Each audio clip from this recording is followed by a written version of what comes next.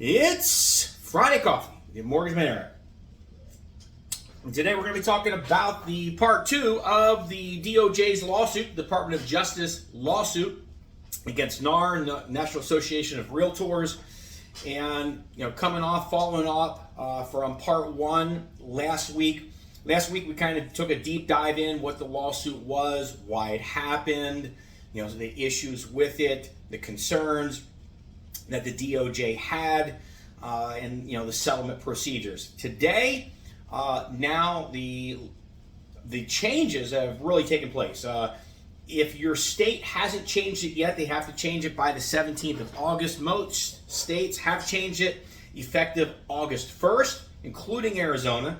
My apologies if you're hearing this and you're outside of Arizona, but the majority of this will still apply for you.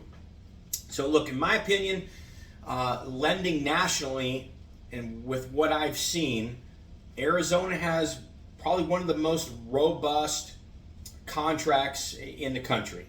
And like I said, lending nationally, I've seen some contracts out there of some of these states that are very elementary. Some of the concerns are legitimate, some aren't, but as we know, anytime that the government gets involved with something, there's usually that pendulum that swings so far back in the other direction that there's unintended consequences.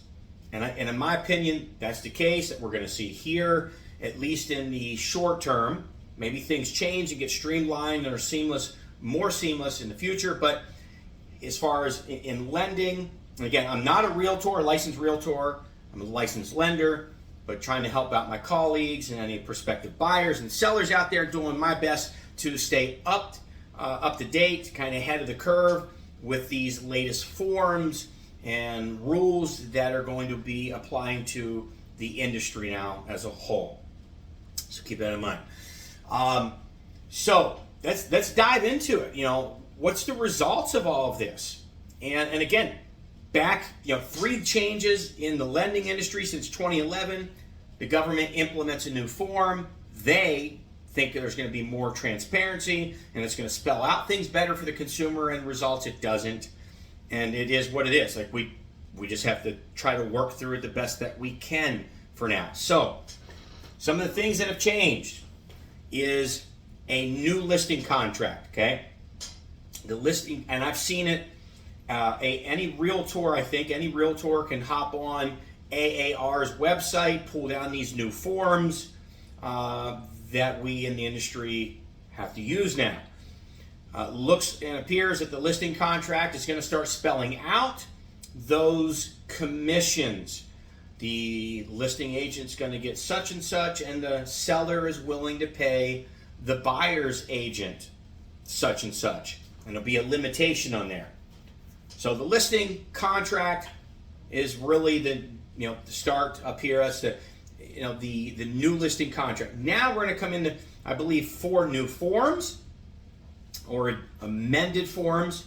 The first one, buyer broker exclusive employment agreement. So, and I think they've had one that was similar to this in the past, but nobody really had it signed, because it'd be like pigeonholing your buyer, and nobody really wanted to put that pressure on a buyer. So I mean, in my opinion and my experience, I've seen that form implemented very few times in my 25-year career. Now, it's got to be signed by every buyer out there. Buyer broker exclusive employment agreement, kind of detailing what the buyer's agent is wishing to have in commissions. Now, here's where it kind of gets kind of wonky.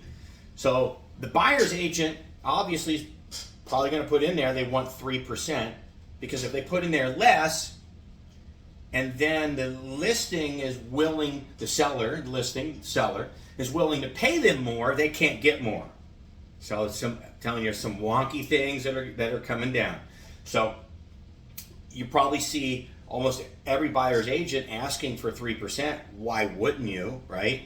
And then there's going to be another form that if you get less than 3%, the seller's only willing to pay you 2.5 or 2.25, and you move forward, there'll be a buyer broker employment agreement addendum, spelling that out. So then another new form, buyer broker agreement to show property. So now you've employed the buyer's agent. They're going to set you up in a portal, start sending you properties that match your parameters, answering a number of questions, explaining to you how this process works, a number of tasks that they're doing until they actually show you homes that you are interested in viewing. So then that form, as it just said, buyer broker agreement to show property, like, oh my goodness, are you serious? There's another form that we got to get signed? Yes. For them to show that property that you're interested in, that form has got to be signed, because what has to happen, at least from my interpretation, is your buyer's agent, your agent representing you as a buyer, has to call each one of the listings and verify what that seller is willing to pay in buyer's agent's commissions before they even take you over there to show the property. My goodness gracious, yep, right, another form. And then lastly, a compensation agreement between brokers. The listing side, the listing agent, and the buyer's agent. There's a form for them to sign, agreeing to the commissions that have been set forth and talked about between the seller and the buyer. So all these new forms that have been implemented, forms coming back to life, amended forms, can kind of leave somebody's head spinning, right? Even if you're in the industry, think about this. If you're a realtor, you're frustrated. I know you're frustrated because you guys tell me that you are. I mean, and why wouldn't you be? That they've sued NAR to the tune of $500,000, and that $500 million isn't going to really help any home buyers out, monetarily speaking. Anyhow, so all this new paperwork. Now you can think that a realtor would be frustrated, maybe confused, inundated with extra paperwork. Imagine what a prospective buyer and seller, right, are going to have at this point. More paperwork to sign, changes every time you want to see a different home. You could have a different form, because if you see this home over here, they're willing to pay your agent 3%. You don't like that home, go to the next home. That home's only willing to pay your agent 2.25%. I believe another form, an addendum, has got to be signed by you and your buyer's agent. Maybe I'm wrong on that, but from what I'm hearing is that is going to be fluid, and it could be ever changing until you find a home. And we know that some buyers need to be shown 16 homes, 12 homes. Some only need to be shown 1 or 2. Some need to be shown a dozen.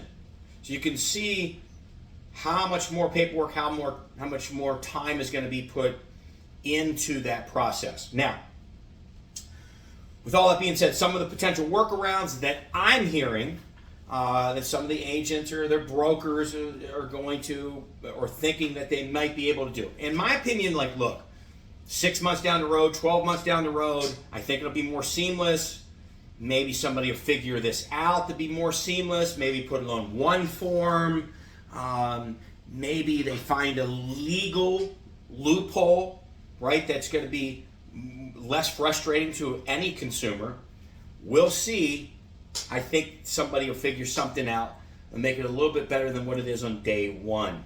Now, so they've got to call every listing. Like I said, your buyer's agent's going to have to call every listing and verify the commission that they're willing to pay your buyer's agent on every house that you wish to see. Just said that. That's one of the frustrating pain points. Now, one of the things on the MLS, no commissions can be put on the MLS listing. They can mention the word concessions, and from what I'm hearing is that you may see these listings with higher concessions now. Concessions are like, hey, the seller's willing to pay up to 3% of the purchase price to go towards the buyer's closing cost and or prepaid items. That's a concession. Now you might see, this listing's willing to pay 6% in concessions. That may clue in to the buyer's agent on what they're willing to pay the buyer's agent in commissions. Some of the things I'm hearing. Also hearing there could be a website that a particular brokerage could be using that has all the homes that their brokerage is representing. And then I'm hearing from others, nope, you can't do that because that then would be public knowledge, and commissions cannot be public knowledge. You see where this is going? Like, oh my goodness gracious, like, why? I discussed why last week, which that's their opinion. Nonetheless, see the video from last week. So then I'm hearing there could be an intrasite.